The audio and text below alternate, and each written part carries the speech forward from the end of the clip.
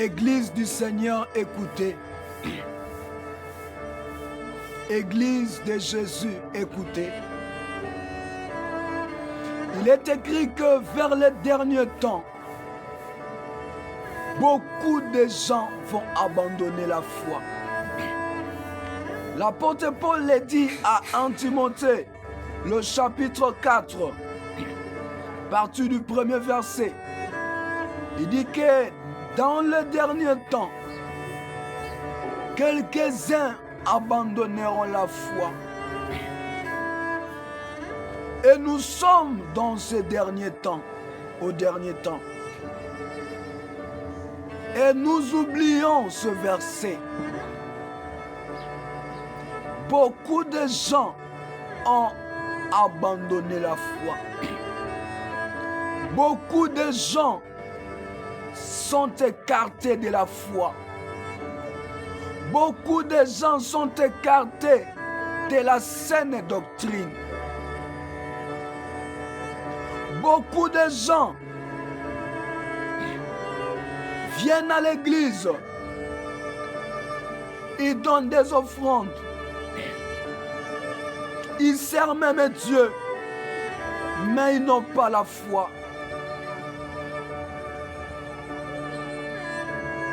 Le diable sait que la foi, c'est la chose la plus importante, capitale dans la vie d'un enfant de Dieu.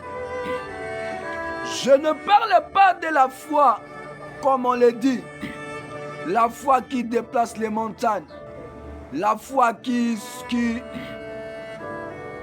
fortifie, la foi abondante, la foi qui fait ça, qui fait ceci.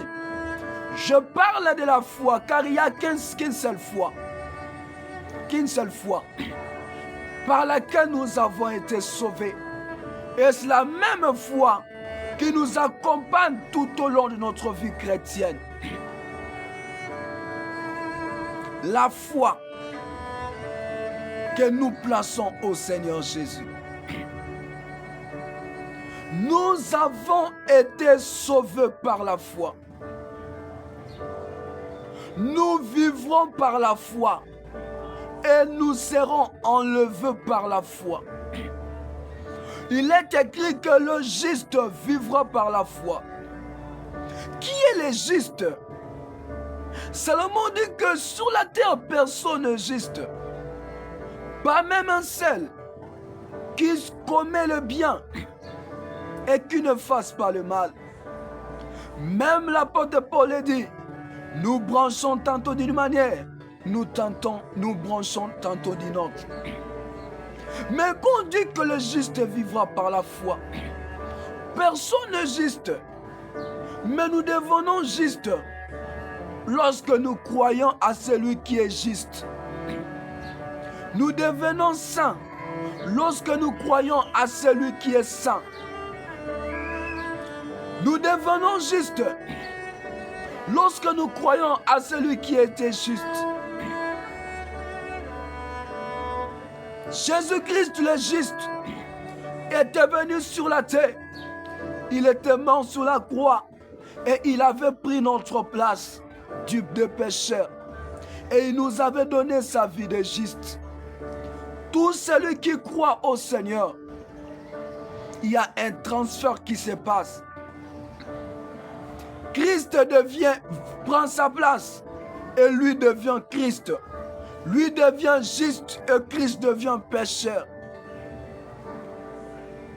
Cela se passe lorsque l'homme a la foi en Jésus. C'est pourquoi on est appelé juste par la foi en Jésus. Et il est écrit que ce juste-là doit continuer sa vie dans la foi pour qu'il garde et conserve sa nature de juste. Mais si le juste abandonne la foi, commence à s'écarter de la foi, sache qu'il va reprendre sa nature pécheresse, sa nature de péché.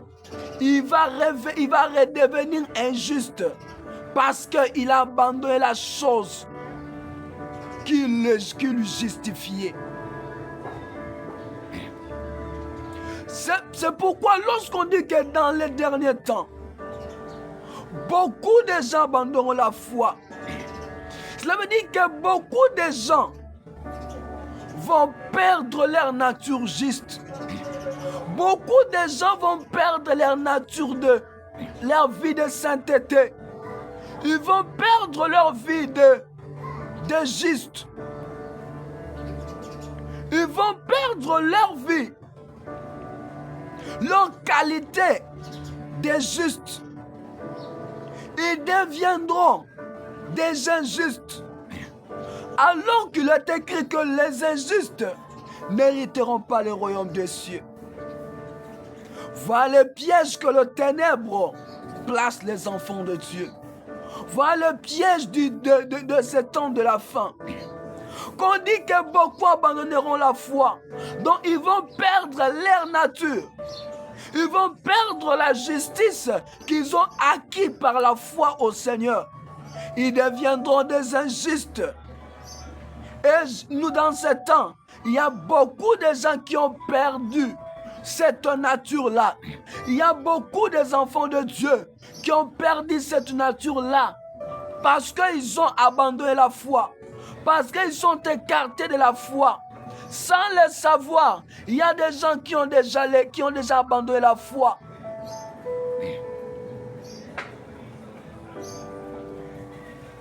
Et tu diras, comment ils ont abandonné la foi alors qu'ils viennent à l'église? Dans ce temps ici, nous sommes comme au temps du prophète Élie, qui disait aux enfants d'Israël, pourquoi boitez-vous des deux côtés? Pourquoi boitez-vous des deux côtés? Si l'Éternel est Dieu, allez après l'Éternel. Si c'est Baal qui est Dieu, allez après Baal. Dans ce temps de la fin, il n'est pas question de quitter l'église. Il n'est pas question de laisser les choses de Dieu. Mais il est question de marcher de deux côtés. De boiter de deux côtés comme les enfants d'Israël. Tantôt ils étaient chez Dieu. Tantôt ils étaient chez Baal. Ils ne savaient pas où, comment. Ils étaient de deux côtés. Alors qu'il est écrit des sortes de poids, des sortes de mesures. C'est une abomination devant le Seigneur. Dieu aime ce qui est juste. Celui qui est ni chaud, qui est ni froid, Dieu le jettera. C'est aussi dans les temps. Nous sommes dans ce temps et la fin. Le temps de la dernière église d'Apocalypse qui dit, qui est écrit, l'église de Laodicée. Ils seront ni chauds, ils seront ni froids. C'est l'église de ce temps de la fin. On n'est ni chez Dieu. On est au milieu. Tantôt dans le monde, tantôt à l'église, tantôt chez Dieu, tantôt dans les choses du monde. Tantôt on veut avoir une vie avec notre Seigneur. Tantôt on veut expérimenter des choses avec notre Dieu. Tantôt aussi, nous voulons suivre qu'il est l'eau. Nous voulons suivre les choses du monde. C'est pourquoi le monde est entré dans l'église. On ne parle pas, on ne dit pas. Mais moi je vous dis que nous sommes arrivés dans ce temps où la plupart ont abandonné la foi. Les musiciens ont abandonné leur foi au Seigneur. Certains hommes de Dieu ont abandonné leur foi au Seigneur. Certains enfants de Dieu ont abandonné leur foi au Seigneur. Aujourd'hui, on a des gens qui sont des protocoles, qui sont des intercesseurs, qui servent Dieu, mais qui n'ont pas la foi au Seigneur. On a des gens qui prétendent être des présidents de papa, des secrétaires de l'église. En réalité, c'est lui qui a touché la marmite familiale. Ils donnent les conseils à leur famille de pratiquer la coutume, alors que la coutume, c'est la sorcellerie. On a des gens qu'on appelle des Mama Mukambi à l'église. Qui ne croient pas que la prière peut garder l'homme dans son foyer. qui part maintenant dans des marchés et des budgets de Bikoudi, chercher des choses chez les féticheurs qui vont leur permettre de garder leur mari dans leur maison, au foyer, alors que Dieu est capable de le faire. Où est partie la foi? Les gens n'ont plus la foi au Seigneur. Les gens abandonnent la foi. Nous sommes dans ce temps-là. Amen. Amen. C'est pourquoi toi qui m'écoutes, comme l'apôtre Paul dit aux Thessaloniciens, examinez-vous si vous êtes seulement dans la foi ou bien vous avez déjà abandonné la foi. Il est possible d'abandonner la foi, mais d'être dans l'église. C'est ce qui se passe maintenant. Amen. On a des gens qui ont des bracelets de protection, qui ont des mayakas, qui ont des chaînettes.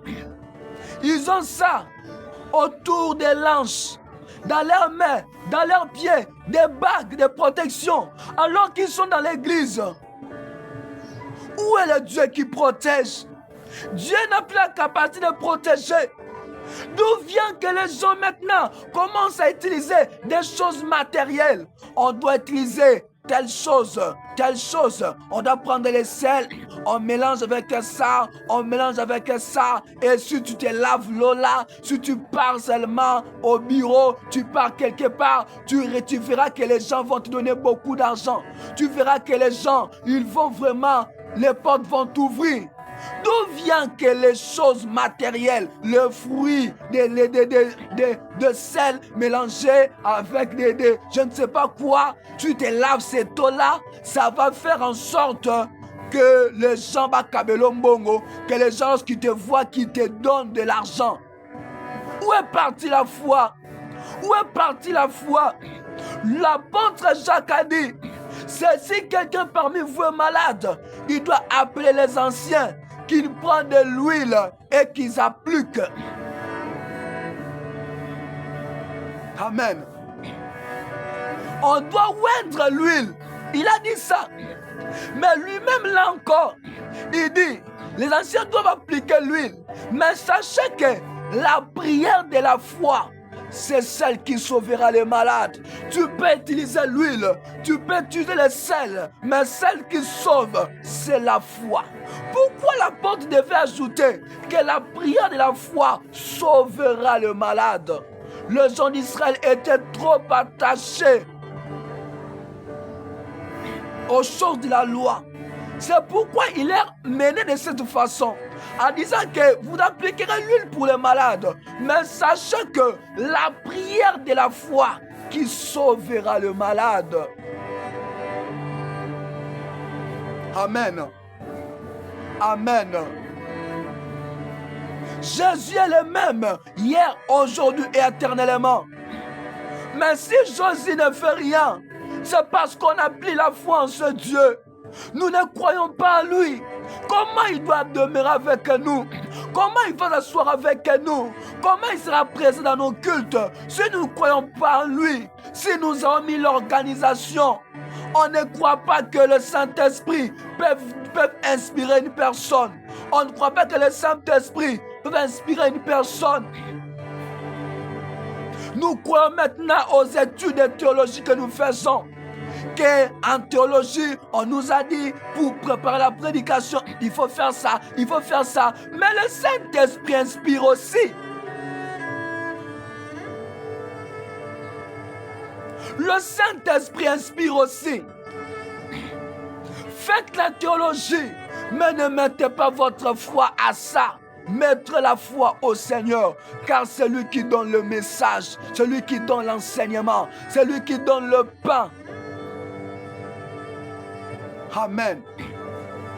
Amen. Et la foi au Seigneur. Et la foi en Dieu. Bien que dans ces temps, on a abandonné les gens ont abandonné la foi. mais ils ne se rendent pas compte qu'ils ont abandonné la foi. L'organisation a remplacé les églises. Aujourd'hui, les choses sont... On organise tellement les choses qu'on ne laisse plus la place au Saint-Esprit. On organise tellement les choses.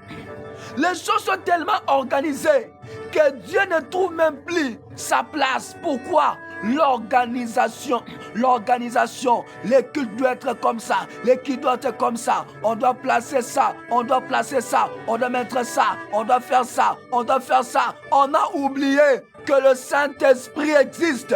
On a oublié, on a abandonné Dieu. C'est pourquoi lui aussi nous a abandonnés. Il ne se manifeste plus dans nos cultes. On trouve les cultes propres, classe, organisée, très classe, mais on ne voit pas la manifestation de Dieu. On ne voit pas la guérison de malades. On ne voit pas les choses s'opérer. On ne voit pas la démonstration de l'esprit. Pourquoi? À cause de la sagesse du monde, à cause de l'organisation. C'est pourquoi l'apôtre Paul dit: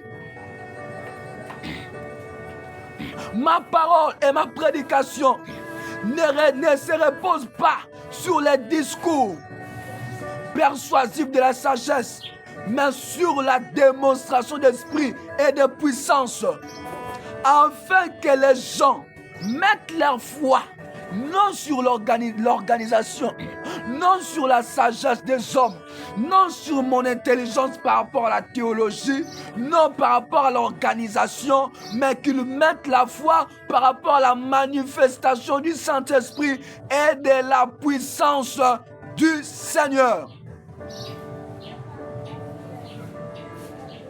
La foi. Le juste vivra par la foi. Nous vivons par la foi. Et nous serons enlevés par la foi. Si le Seigneur vient et qu'il trouve que tu n'as pas la foi, tu resteras. Il y a une question que Jésus avait laissée, que peut-être qu'on ne comprend pas ça. Il avait dit ceci: lorsque le Fils de l'homme reviendra,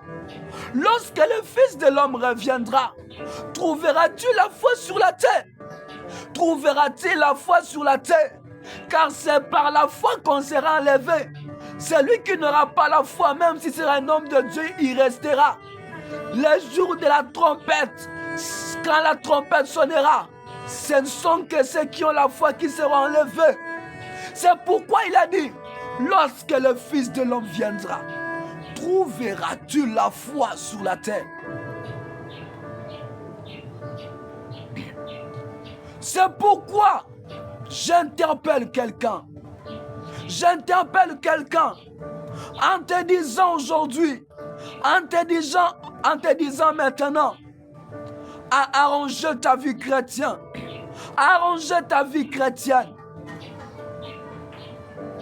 Toi qui été écarté de la foi, de la saine doctrine, reviens au Seigneur.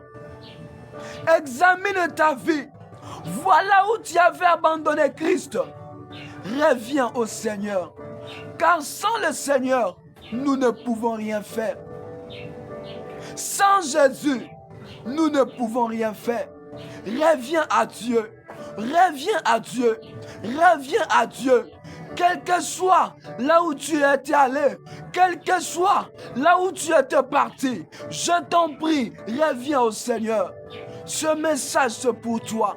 Ce message c'est pour l'église. Ce message c'est pour un enfant de Dieu. Je m'adresse à un papa. Je m'adresse à une maman. Je m'adresse à un chrétien. Je m'adresse à l'église corps de Christ.